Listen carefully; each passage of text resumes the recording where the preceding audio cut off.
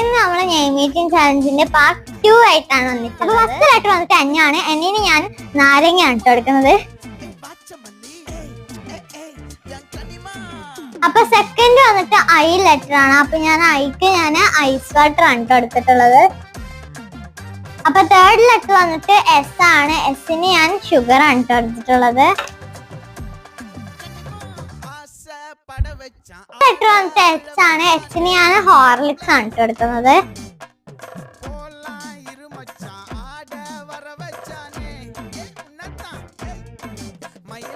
അപ്പൊ അടുത്ത ലെറ്റർ വന്നിട്ട് എ ആണ്. എക്ക് ഞാൻ ഇവിടെ അച്ചാറാണ് കേട്ടോ എടുക്കുന്നത്.